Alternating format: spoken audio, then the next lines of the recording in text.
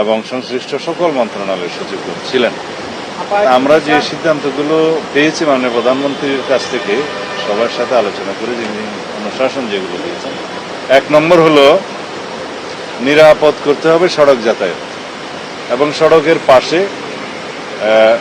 স্বাস্থ্য মন্ত্রণালয়ের অধীন যে সমস্ত ট্রমা সেন্টার আছে ওগুলোকে কার্যকর করতে হবে সিভিল সার্জনের নেতৃত্বে। সেখানে ইকুইপমেন্ট সহ ডাক্তার নার্স যা জরুরি থাকবে।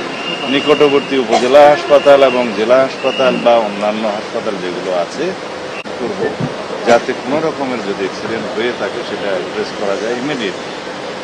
আর নৌপরিবহনের ক্ষেত্রে যাতে ফেরিতে কোনো রকমের কোনো দুর্ঘটনা না হয়, আমাদের অতীত অভিজ্ঞতা যেটা বলে তার থেকে শিক্ষা নিয়ে আমরা কিছু অনুশাসন পেয়েছি। আজকে সিদ্ধান্ত নেওয়া হয়েছে সমস্ত ফেরিঘাটে সাইনবোর্ড দেওয়া হবে, মাইকিং করা হবে, যাতে যাত্রীদেরকে নামিয়ে দিয়ে ওঠা এবং নামা এই দুটো এনশিওর করা হয়।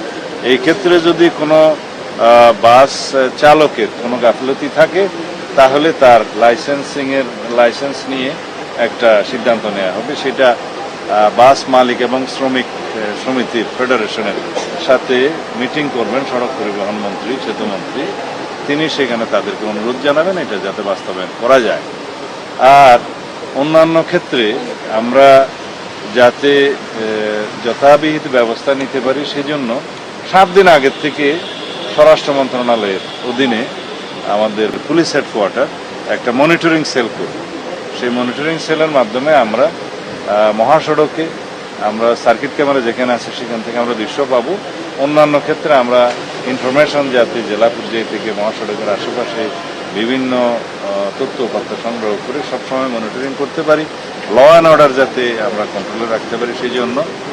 আর অন্য একটা গুরুত্বপূর্ণ বিষয় হলো যে সড়কে, মহাসড়কে উপরে কোনো রকমের কোনো গরুর হাট বা পশুর হাট বসতে দেওয়া যাবে না।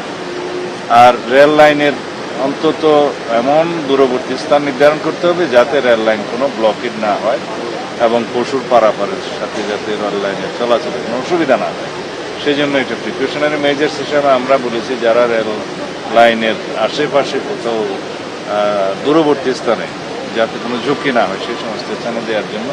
আর সিটি কর্পোরেশন যদি আরও সংখ্যায় বাড়ানোর প্রয়োজন হয় এমন কোনো স্থানে পশুর হাটের ব্যবস্থা করবেন যাতে সড়কের উপরে কোনো রকমের কোনো ঝুঁকির সৃষ্টি না হয়, সড়কের উপরে যাতে হাট না হয়। আর কিছু আছে? ও হ্যাঁ, মোস্ট ইম্পর্টেন্ট এটা হলো প্রত্যেক বছর কোরবানির ঈদের সময় দেখা যায় মাদ্রাসা, এতিমখানা এই জাতীয় ধর্মীয় প্রতিষ্ঠানগুলো যারা চামড়া সংগ্রহ করে লোকাল পর্যায়ে জেলা উপজেলায় তারা অনেক অসুবিধার মধ্যে থাকে রিজার্ভেশন নিয়ে এবং চামড়ার মূল্যও খুব কম থাকে।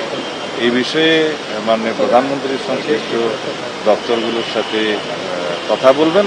আর আজকে যেটা সিদ্ধান্ত হয়েছে commerce ministry, industry ministry, basic সবার সাথে কথা বলে তিনি সিদ্ধান্ত দিয়েছেন প্রিজার্ভেশনের ক্ষেত্রে যাতে আমরা সিরিয়াস থাকি সেই জন্য এখন থেকে জেলা উপজেলা পর্যায়ে ট্রেনিং, প্রচারণা এবং বিনামূল্যে লবণ সরবরাহ এগুলো করা হবে। সেই জন্য আজকে তিনি বাজেট দিয়ে দিয়েছেন যাতে করে চামড়া নষ্ট না হয় এবং ঢাকা অভিমুখে যাতে 7 দিন চামড়াগুলো না আসতে পারে। এই জন্য যে ক্রমান্বয়ে আসলে আমাদের এখানে যে ট্রিটমেন্ট প্ল্যান্ট আছে তার উপরে প্রেশারটা কম পড়ে, যেটা সেন্ট্রাল ট্রিটমেন্ট প্ল্যান্ট আছে সিইটিপি বলে বোধহয়, সেখানে আমাদের যে ধারণ ক্ষমতা, ট্রিটমেন্টের ক্ষমতা তার উপর যাতে প্রেশার না পড়ে সেই জন্য পর্যায়ক্রমে এই চামড়াগুলো আসতে হবে।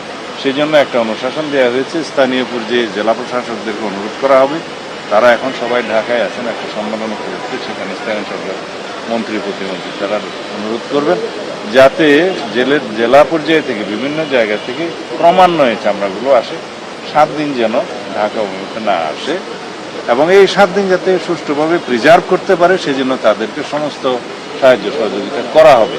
এইগুলো ছিল আমাদের ডিসিশন এবং ভবিষ্যতে চামড়া শিল্পকে যাতে আরো সমৃদ্ধ করা যায় সেজন্য মাননীয় প্রধানমন্ত্রী আলাদা একটা ব্যবস্থা নেবেন।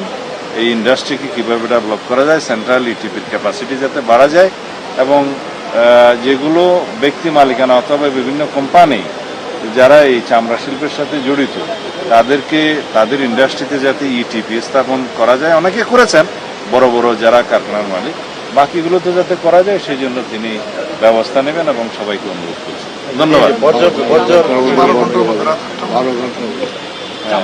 আমরা কোরবানির পরবর্তী যে বিষয়টা মোস্ট ইম্পর্টেন্ট সেটা হলো যে বর্জ্য ব্যবস্থাপনা। আমরা আজকেই সেই সিদ্ধান্ত পেয়েছি, মাননীয় প্রধানমন্ত্রী দিয়েছেন 12 ঘন্টার মধ্যে সমস্ত সিটি কর্পোরেশন, পৌরসভা, জেলা পর্যায়ে এবং সংশ্লিষ্ট সমস্ত জায়গায় যেখানে বর্জ্যের উপচে পড়া একটা বিষয় থাকে, পরিষ্কার হতো না আগে, সেটা 12 ঘন্টার ভিতরে তিনি নিশ্চিত করার জন্য অনুশাসন জারি করেছেন, নির্দেশনা দিয়েছেন। সিটি কর্পোরেশনের 2 জন প্রশাসক এখানে ছিলেন, আর আগামী কয়েকদিনের মধ্যে স্থানীয় সরকার মন্ত্রী, প্রতিমন্ত্রী ওনারা সারা দেশে সিটি কর্পোরেশনের প্রশাসক এবং মেয়রদের সাথে বসবেন, জেলা প্রশাসকদেরকে নির্দেশনা দিবেন। আমরা এটা এনশিওর করতে চাই এবং দেশবাসীকে আমরা এটা দেখাতে চাই যে মাননীয় প্রধানমন্ত্রীর নির্দেশনা অক্ষর অক্ষরে প্রতিপালিত হবে এবং বর্জ্য পরিষ্কার হবে 12 ঘন্টার মধ্যে, এবং স্যানিটেশন সহ অন্যান্য সকল কিছু ব্যবস্থা নেওয়া হবে সেই ক্ষেত্রে যাতে জনস্বাস্থ্যটা ঠিক থাকে। ধন্যবাদ।